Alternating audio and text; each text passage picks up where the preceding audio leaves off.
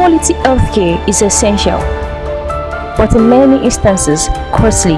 Are you thinking of enjoying standard healthcare in a Osun state without being unnecessarily overstressed or overstretched financially? Osun Health Insurance Scheme is for you. To register, log on to www.osia.com. It is another very beautiful day, and good day to you out there. Welcoming you to another edition of Insightful Moments. My name is Jare Tiamiyu. The economic issues is what we are going to be discussing today, and that is the page we will be opening today. What are the issues? This first subsidy removal, the regularization of rates, dollar rates to naira, and also some other policies of government since President Bola Ahmed Tinubu came on board on May 29th, 2023. That's about 2.5 months now. And since that time to now, it has been a kind of increase in suffering of Nigerians. I'm very sure that the number of poor people will have increased from 133 million that we had before the expiration of the administration of President Muhammadu Buhari. Now, the government has been promising, President Bola Tinubu in his last broadcast promised. Government of the state have been promising. In Osun State, you could remember we had the Commissioner of Information and Public Enlightenment on this state, where he also promised that people should be expecting meaningful palliatives from the government of Senator Ademola Adeleke. But, weeks after that, we are still expecting that meaningful palliatives. Today, I will be discussing with somebody who has the experience about this, who is exposed, and he was a former governorship candidate in Osun State, in the last governorship election. I will be speaking today with engineer Busui Ayowole. Engineer Ayowole, thank you so much for joining us. Thanks for having me. Okay, let's now take it from here. What is happening in Nigeria now is calling for a kind of attention of everyone. Somebody like you, people on the streets. I believe that you will have seen that the suffering, the poverty has actually increased. What will be your reaction to all this? And government seems to be promising and promising. To about 3 months now, we are still at the promising line. Well, since 1999, since democracy returned to Nigeria, and it has not been broken. It has been from one democratically elected government to another. We've been hearing promises upon promises. But unfortunately, the people have been deceived so many times, and the people who have deceived, the leaders also come from the people. Yes, they are one of us. Our leaders have been getting away with it. It's unfortunate. And people are really suffering. People are really suffering. And I think it is high time that our leaders started fulfilling their promises. It is high time that our leaders started getting so honest.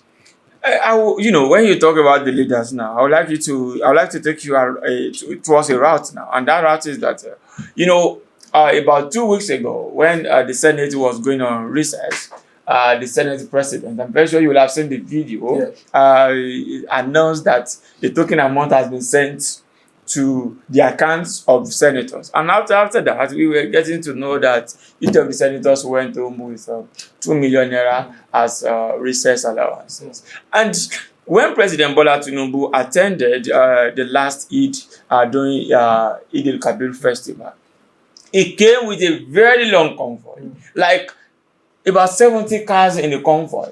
He came there, and when you still see these governors and government agents, you still see them in a kind of affluence. It seems that it's only the people that should be suffering. What would be your reaction to this? It seems the leaders are still enjoying as it was. Nothing has changed. Yes, nothing has changed. And unfortunately, it will be very difficult for things to change until the people change, until the people are really ready for the change. What do you mean by that? I think maybe you are feared. You are so feared. Maybe you are a nice guy.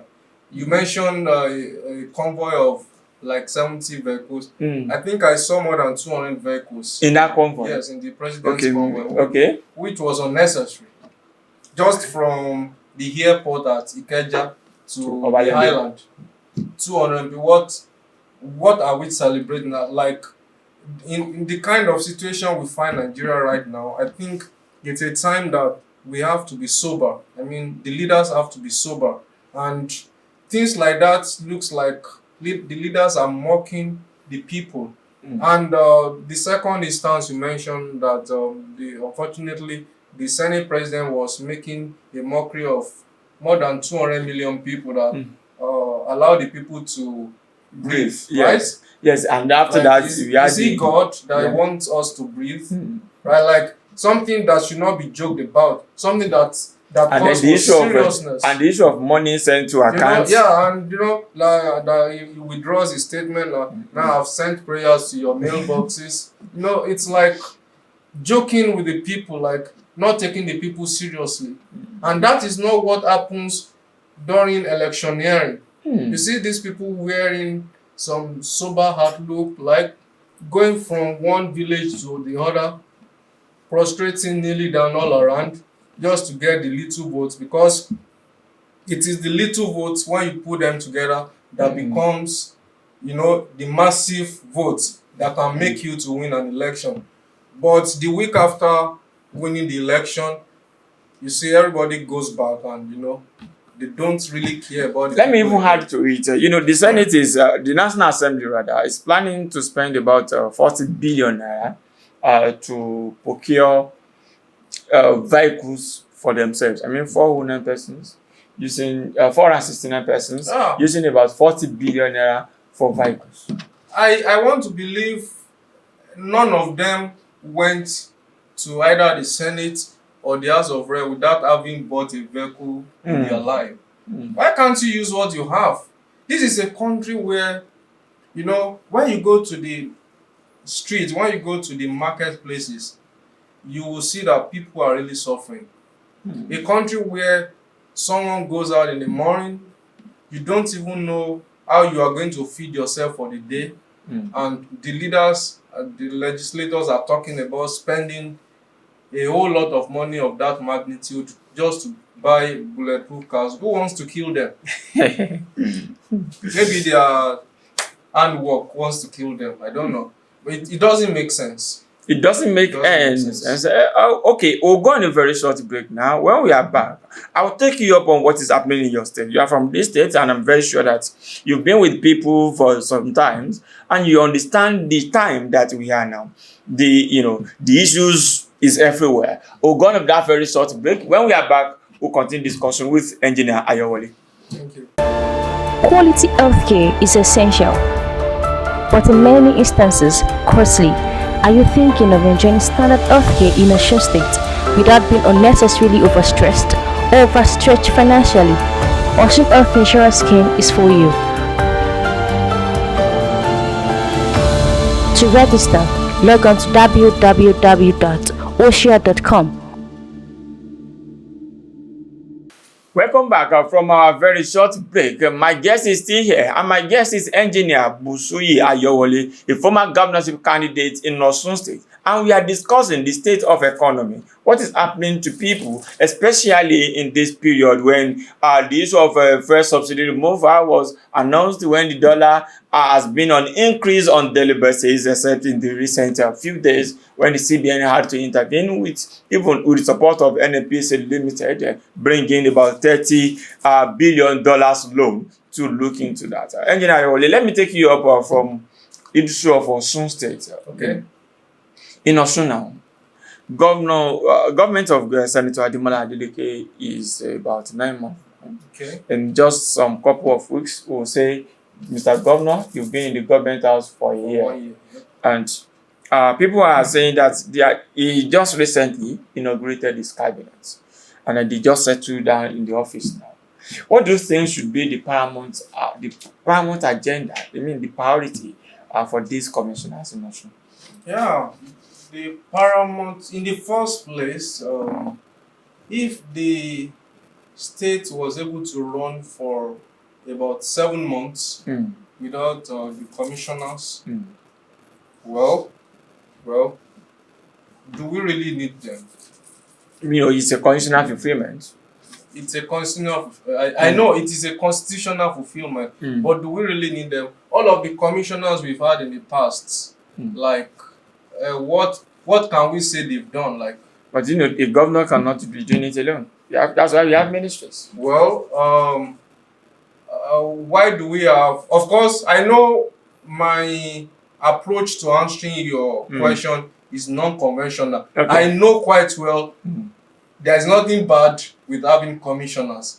But when you have commissioners who see their appointment as a job rather than as call to service, then there is a problem.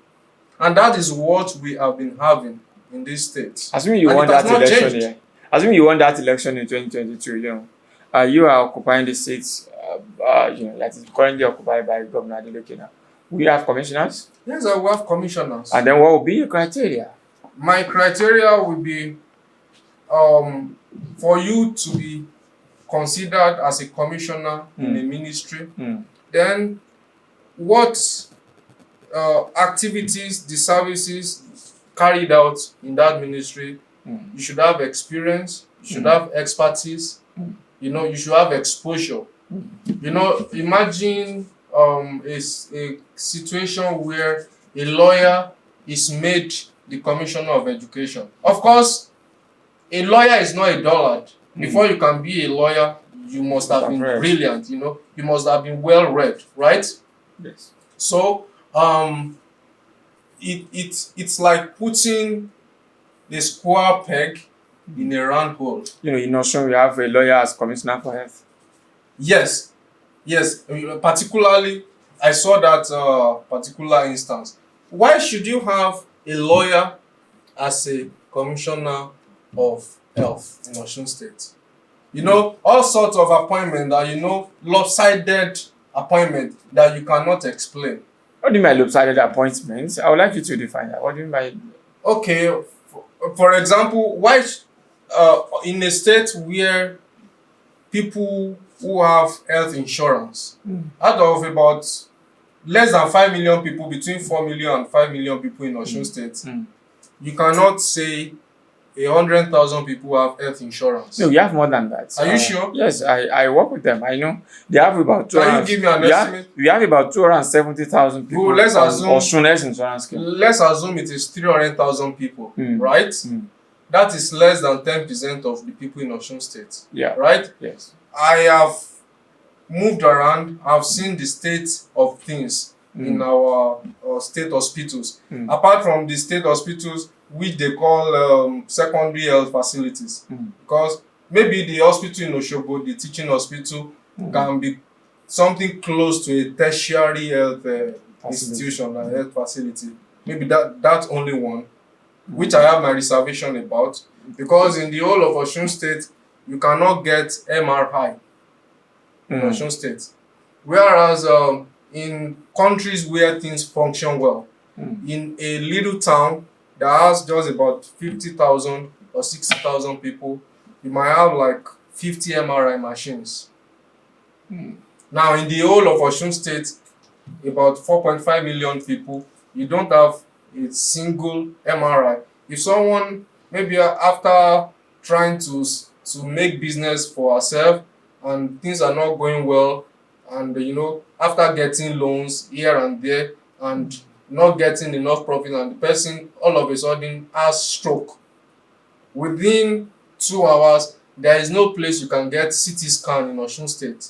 You have to either go to Ekiti State or you go to Oyo State. So our healthcare has become as deteriorated as that, and it's not a time when you should have a lawyer as a commissioner of health. It's a time you should have an experienced medical doctor. It doesn't even matter. It might be a retired professor, but it's a time when you should have someone who knows, who knows all the nitty-gritty of what we talk about when it comes to health. But in fairness to the government also, we have a doctor as the special advisor to the governor, on Why earth. did the governor not make that special advisor commissioner?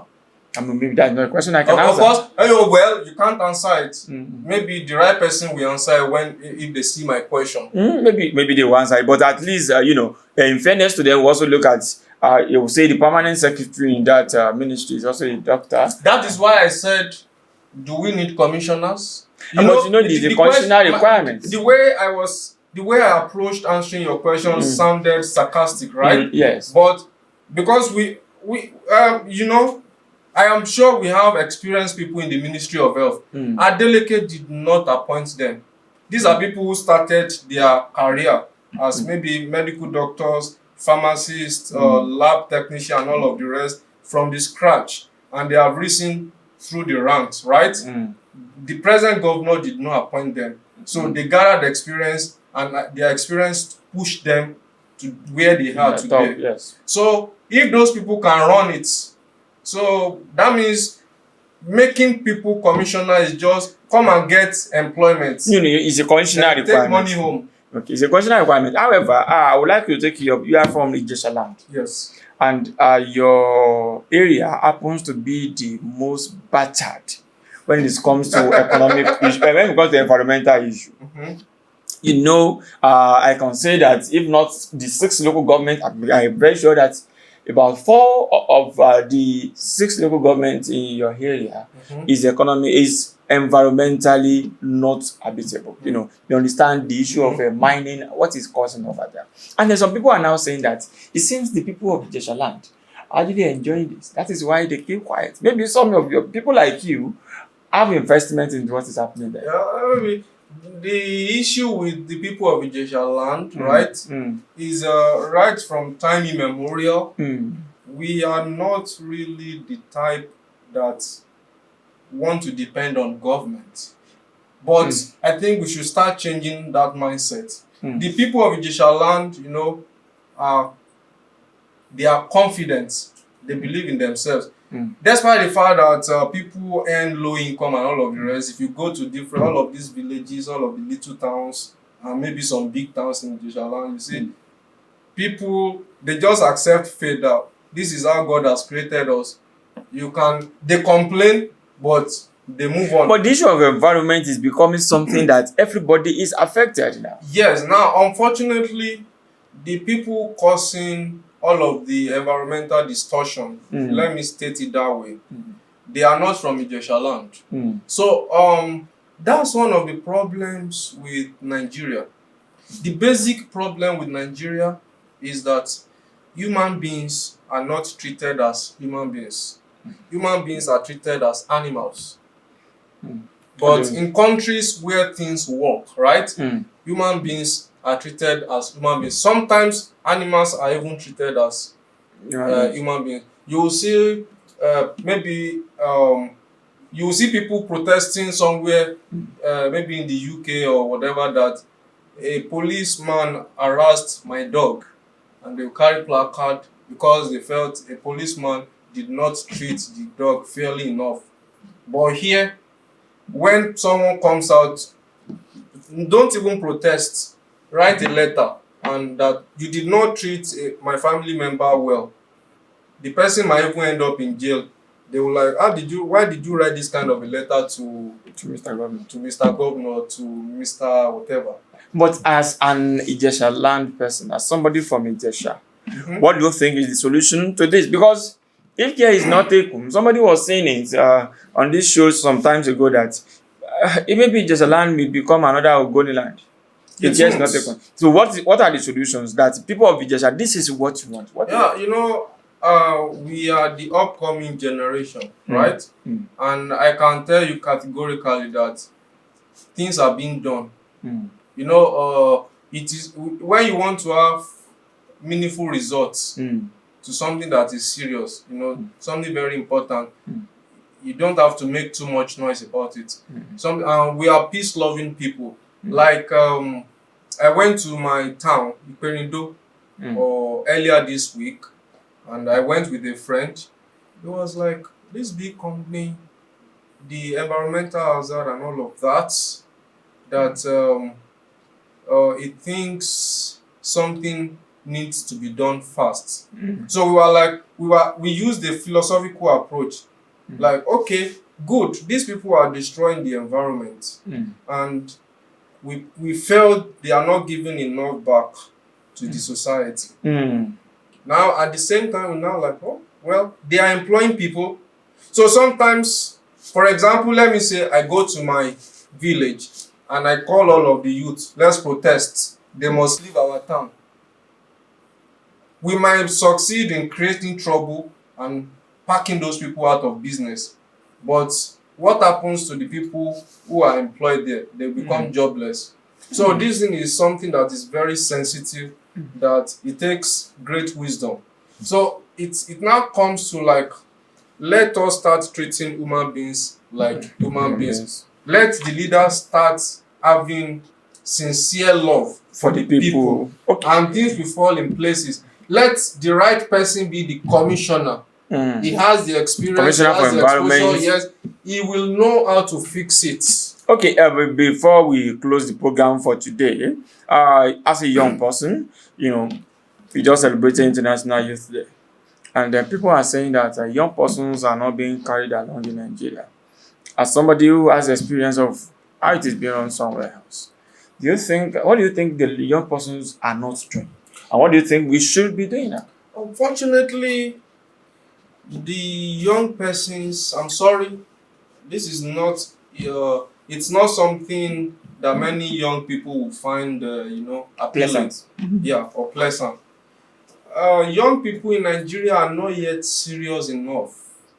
The reason why you should get into government and you should be made active in government is not because you are young. It should be because you have something to offer. Yes, it should be because you have something. Okay, imagine, I'm sorry, I've attended schools in Nigeria and outside Nigeria. So when you go to final year students in Nigeria, maybe people who are in most of the fields, when you want to talk about writing your final year project, people go to Google, go to Wikipedia, just for them to have something to put together. Well, I just want to graduate. And we keep having that and having that. Now, the Google, the Wikipedia you are consulting, those things were put there by human beings like you. It is when now, whereas in the other side of the world, in the West or elsewhere, if in fact in China, India, all of these countries, Malaysia, I mean, young people are really. Nigerians have a lot of very good young people, but we need more. But why I say that? So people do real life projects. They do less of copying. They do more of creating. But are you looking at what about the issue of education? When you say I should do real work, yes, I want to develop this camera. Do I have all the gadgets needed? Yes, you have it. In Nigeria? Yes. Okay. Now, this camera, I'm very sure 75%, I have a 75%, like 75% probability that it was imported from China. Gone are the days when you think China products are bad products. Everywhere imports from China now. China exports to the UK, to the US, to everywhere, to Australia. But what these guys do, the company is in China. The engineers who designed the camera are in China. But they can never be able to get all of the material used in China. So what they do is that it's either they get raw materials or intermediate materials, like pre-processed materials from elsewhere. Then they bring them to their company and assemble. So that is also what we can do in Nigeria. You don't have to. But it has to do with government policies. You must have a labeling environment to do that. Having serious people in you understand what yes. is happening in the education sector. You find it so difficult. That's why you say that when a Nigerian student leaves this country, he or she excel outside there. The point I was trying to make the other time that it starts from what you are getting a degree. What did you contribute maybe in the last year of your study before you get. Now, if a student is not doing real world project as a final year project, it is not his fault. It is not our fault. Why did I go to school? Because I don't have this knowledge and I want to learn. But the system is not giving me what I'm supposed to get. So that is why you cannot blame the student wholly. Maybe we'll have to share the blames now. Well, let the student take, and then But the point is that also, the youth are not well equipped enough to give us the kind of Nigeria we deserve. You know, as I said, when they get outside, you say that no, this is a Nigerian, making Nigeria proud. Yes, because by that time they already have in a system that works. So it means we need to build a system. So what we need to do, my suggestion regarding getting our youth, we should not deceive ourselves. If you don't have something, you don't have it, even if it is not your fault.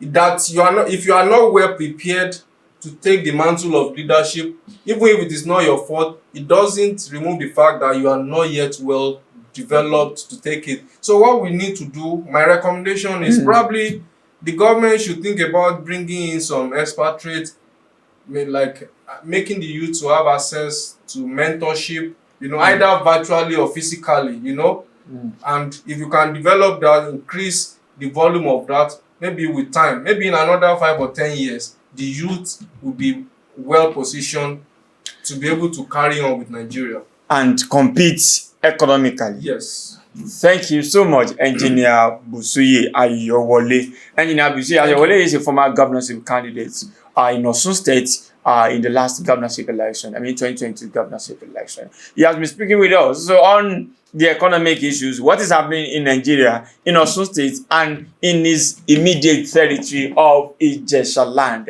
And that was our show for today. Thank you for being part of it. My name is Jare Tiamiyu. Bye for now.